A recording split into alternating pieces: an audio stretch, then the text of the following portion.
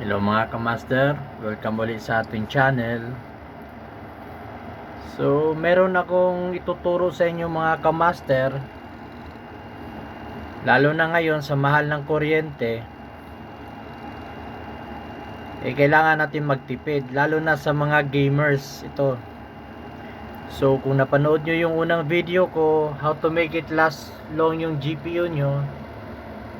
So ito yung pangalawa na pinaka the best na setting sa lahat, wala nang iba. Hindi lang magtatagal yung system nyo mga kamaster, yung video card nyo, buong system ay magtatagal kasi may video card tayo dito, malakas sa kuryente ito. Dapat magtipid din tayo sa kuryente. So kung mapapansin nyo, may video card tayo, pero hindi ako nakasaksak dito sa video card. Doon ako sa onboard ng motherboard nakasaksak. So ang settings nito mga kamaster, punta lang kayo sa BIOS, i-on nyo lang yung IGFX ninyo. So pag na-on yung IGFX ninyo, ang magbo-boot ay hindi yung video card, yung motherboard nyo. Ang mangyayari is natutulog itong video card nyo. Pag nag-YouTube lang kayo or may mga work lang kayo o manonood lang kayo ng mga Netflix, yung umaandar yung iGPU ng processor nyo, hindi yung video card. Kasi matutulog ito. Magre-reactivate lang tong video card natin pag papasok ito sa games.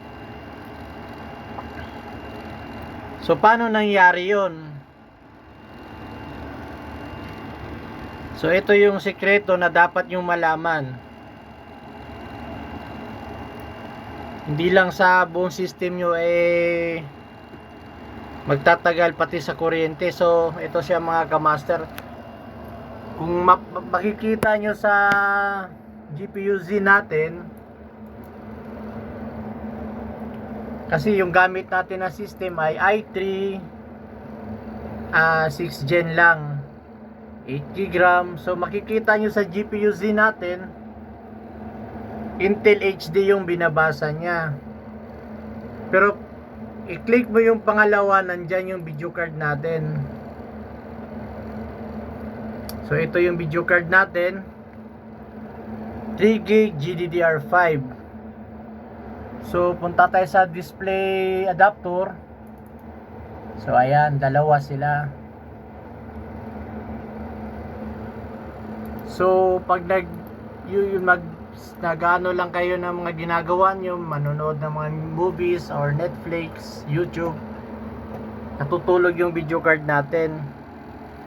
Kaya lang, pag pumasok tayo sa game, dyan na yung mag-activate yung video card natin. So panda rin natin sa Resident Evil 4 mga kamaster. Ito hindi to umaandar sa mga onboard graphics kasi napakabigat na laro na ito. So click natin kung magpi-play ba.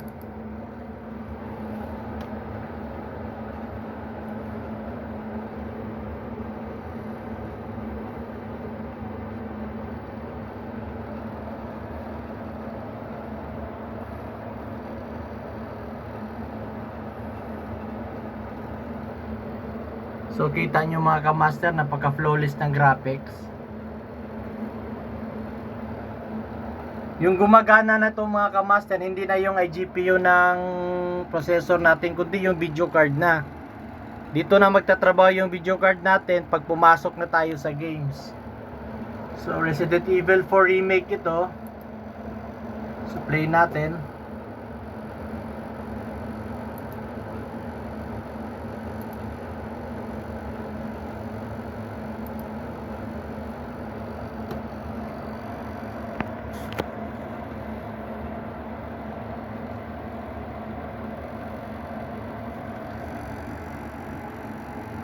So makikita nyo nasa onboard tayo. Pero yung gumagana dito sa games, yung graphic cards natin. So nangyayari ito mga kamaster, nagsiswitching sila. Pag magaan lang yung load nyo, yung processor ng iGPU ang gagamitin niya. Pero pag once pumasok tayo sa games, yun na mag-activate yung video card natin, doon na siya gagana, doon na siya magko-consume ng power. So makikita nyo mga kamaster, napaka-flawless ng graphics. Pero sa onboard video tayo nakasaksak.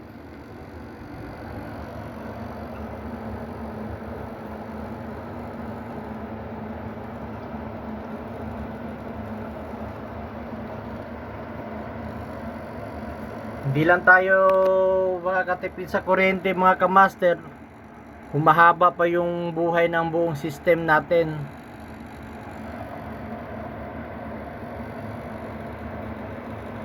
So hanggang sa muli mga kamaster, huwag kalimutan mag-like and subscribe sa ating channel para sa susunod pa nating mga video.